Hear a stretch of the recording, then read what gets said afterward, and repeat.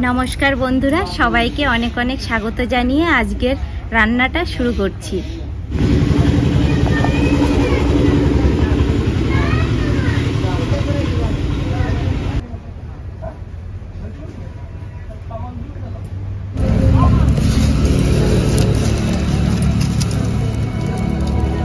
प्रथमेই ভেজে নেব জিওল মাছ, তাই একটু তেল দিয়ে দেব।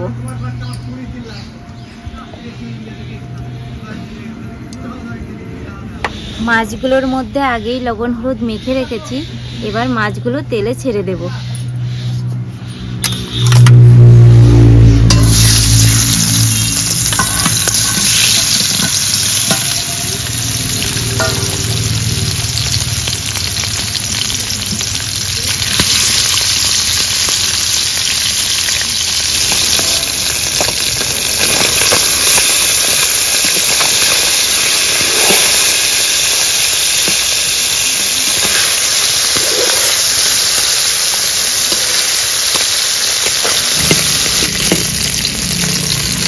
লাল লাল করে ভাজা হয়ে গেছে, এবার তুলে নেব।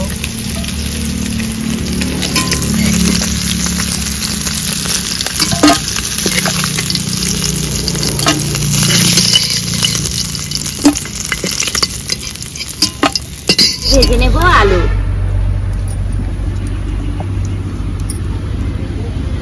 মাছ ভাজা তেলের মধ্যেই ভেজে নেব।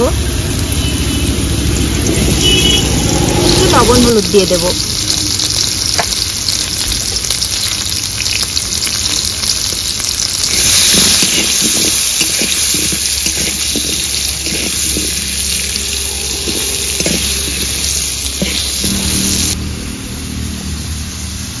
আলুগুলো তো লাল লাল করে ভেজে নিয়েছি, এবার তুলে নেব।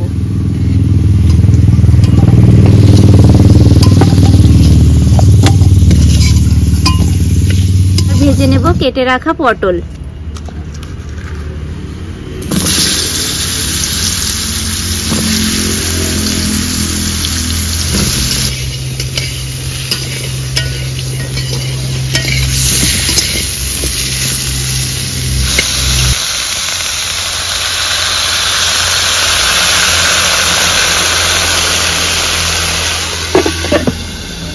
আপনারা যখন পটল ভাজবেন, পটলে হালকা করে জল ছিটিয়ে ঢাকা দিয়ে দেবেন, তাহলে কম তেলে খুব সুন্দর ভাজা হয়ে যাবে।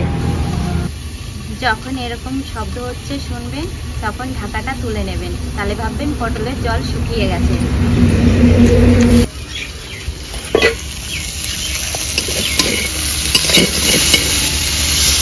দেখুন কি সুন্দর ভাজা হয়ে গেছে পটলগুলো। এবার ভেজে রাখা আলুগুলো পটলের মধ্যে দিয়ে দেব।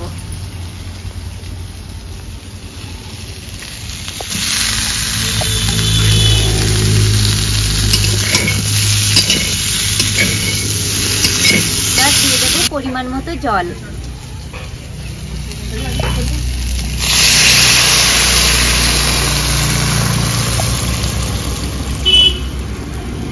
আপনারা জানেনই তো জল দিয়ে জোরে জোরে জাল দিতে হয়, তাই আমিও জোরে জোরে জাল দিয়ে নেব।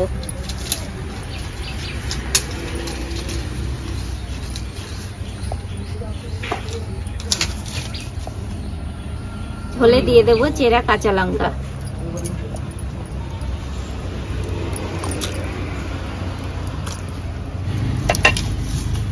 এবার ঝোলে দিয়ে দেব স্বাদ মতো লবণ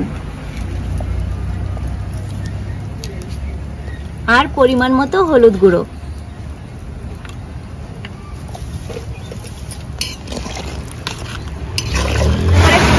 এবার ঢাকা দিয়ে দেব। চারিদিকে খোলা তো, বৃষ্টি চলে আসলে ভীষণ অসুবিধা হয়, পুরো ভিজে যায়। দেখুন জল চলে আসছে আমার উনুনে। ভালোই জোরে জোরে বৃষ্টি এসে গেল।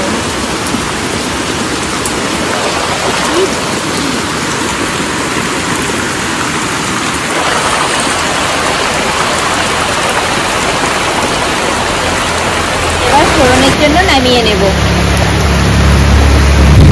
ঢাকাটা তুলে নিচ্ছি।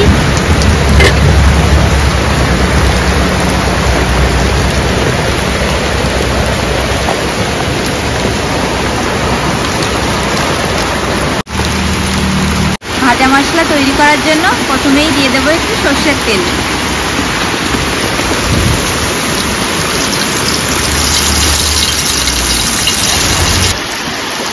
দেখুন রান্নাই তো করতে পারছি না, এত জল চলে আসছে। তেজপাতা, জিরে আর শুকনো লঙ্কা এগুলো দিয়েই আমি ভাজা মশলা তৈরি করে নেব।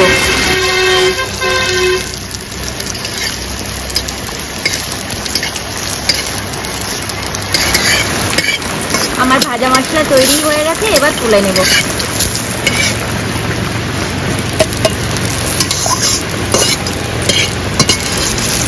এখানে দিয়ে দেব রাঁধুনি।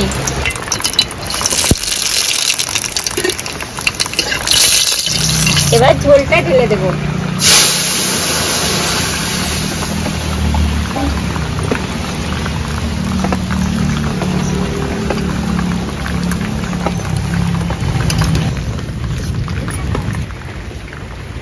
একটু জাল হতে লাগুক, ততক্ষণে আমি ভেজে রাখা মশলাগুলো বেটে নিয়ে আসবো।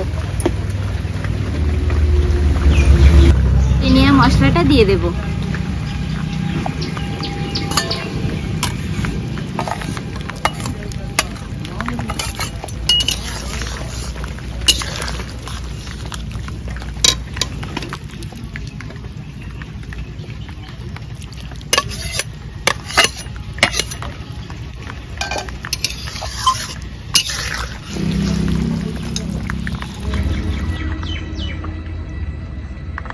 ফোড়ন দেওয়ার পরে 5 মিনিট জ্বালিয়ে নিয়েছি, এবার নামিয়ে নেব।